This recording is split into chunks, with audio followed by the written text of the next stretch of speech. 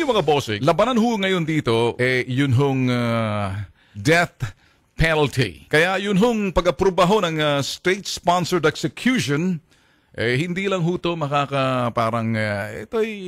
maibsan ho yung ay banta ho sa ating lipunan at ito ho'y magiging parang kahit na paano deterrent. Mababawasan ho ang krimen. Marami hong naniniwala dyan. Alam niyo mga bossing, kuminsan pag ang tao mga desperado na, no? At makikita nila pagtaso ng krimen. Kaya naging resulta ho dyan sa pag-electo doon kay Digong. Kaya yung sinasabing landslide victory ni Duterte, ito ho'y indikasyon lamang na suportado ho ng publiko itong extrajudicial methods, pamamaraan ng law enforcers, on law enforcement. Ngayon, kaya ito ho, pagsuporta ho, ito naman, sabihin na ho natin, diretsahan, ano? Ay pagboto ho talaga, dito ho kay Duterte, suporta ho rito, nagpapakita lamang yung kahinaan ho ng sinasabi hong criminal justice system ho natin. Kasi, mga bossing, kinakailangan natin ng structural changes para mapalakas ho yung ating pagpapatupad ng batas, the rule of law. Para ito hong restoration, ito hong pagbalik ho ng sinasabing capital punishment. Para talaga may sakatuparan ho yung sinasabi ho natin death penalty, kinakailangan palakasin ho yung struktura ho ng ating criminal justice system. Pag matibay ho to, mapapalakas ho natin yung ating pag-iimplementa ho ng batas at pagpapatupad ng batas. Kasi una sa lahat mga bossing, itong law enforcement agencies, andyan ho yan, mga law enforcement agencies yun natin. Una sa lahat, sila ho'y talaga malinis ang hanay nila sa pagiging ng mga taong tiwali. Kaya kinakailangan sila ho'y baguhin ho yung kanilang behavioral pattern sa kanilang pagpapatupad ho ng kanilang trabaho. Kung ikay law enforcement, kinakailangan na ikay mabigyan ng pagsasanay ulit para yun ho maiwasan na talagang seryoso ka. Kasi yung pag-implementa ho ng sinasabing death penalty, kung magpapatupad ng batas, semplang naman, yung hong tagapagpatupad ng batas, kinakailangan ho, sila ang unang maisaayos.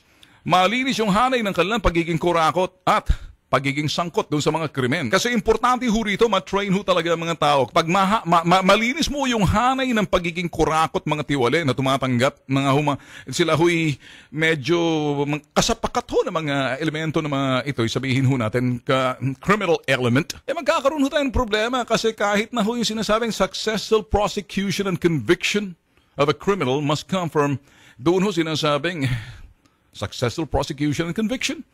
Ito ho yung sinasabing tamang pag-aaresto. Kasi man nag-aaresto, sila ho'y nare-respeto kasi hindi ho sila wala ho silang batik o dungis kasi sila ho'y na-train. Paano ho yan? Yan ho'y gusto natin makita ang pagbabago. Ngayon, para ito naman magganahan at mabigyan namang inspirasyon ito mga sinasabi ho nating nasa hudikatura, ito mga hukom, dapat i-improve ho yung pasahod sa mga huwes. Ang example ho rito, igandahan ho yung mga courtrooms na yan. Ako minsan nabagsak ng kisame. Amoy bok-bok. Pati yung mga fasilidades ho ng ating mga hukuman, kinakailan maayos na. So, kung titingnan ho natin yung database ng mga kaso sa hukuman, yung kanang ito ba'y umuusad ba? Dapat makita at mapakita sa publiko yung database. Ito ang kasong hindi umuusad. Napakabagal ng proseso. Pagdating doon sa sinasabing sa halip na matapos yan, alam niyo bakit? Siyempre, nagtaantay siguro sila ng temporary restraining order na kung saan kumikita sila dyan. Kaya importante rito, kinakailangan kaya itong mga sinasabi ho natin, mga database na to, magmumula muna sa hudikatura at yung sinasabi sa mga law enforcers, malinis yung hanay. Para yung suporta naman nitong mga nasa legislatura. Mukhang, sabi ni, eto naman, Bebot Alvarez, loyal to the Constitution, itong mga dilaw na kasalukuyan na beige na ang kanilang kulay. Malamyang yellow. So, loyal to the Constitution, eto ho, malaki hong papel na gagampanan ho nito mga lelong sa Kongreso. Sila ho yung magtalagang, kasi kaano man sabihin ni Digong, ipatupad yung death penalty. Kung hindi naman susuporta ho yung Kongreso. Sige nga. Kasi ang pag-iimplementa ho ng sinasabing death penalty, dadaan pa rin sa proseso ho ng sabihin na ho natin sa Kongreso. Kaya sabi nga ho natin dito, yung mga pangbibitay-bitay niyan, importante ho rito na magdulot ho ito na talaga ng takot. At talagang ito'y mababawasan ng krimen, mag-iisip yung mga kriminalidad kapag totohanan ho yung sinasabing pagpapatupad, yung mga alagad ng batas, nalilinis yung hanay. Yung mga kaso na nasa hukuman, bumibilis. Yung mga lehislatura, nasa Kongreso, sumusuporta kay Digong para may patupad yung sinasabing death penalty. So ngayon, ayusin mo yung sinasabing sistema sa hudikatura. Kasi ito yung sinasabing importante kasi kuminsan doon ang sinasabing hindi pantay-pantay ang pagpapatupad ng hustisya sa mayaman at mahihirap na kuminsan yung mga inosente at mga pobreng mamamayan, yung mga sa ibaba, sila yung mga napaparusahan kasi ala ka naman sila yung nabibita. Importante maalis ho yan.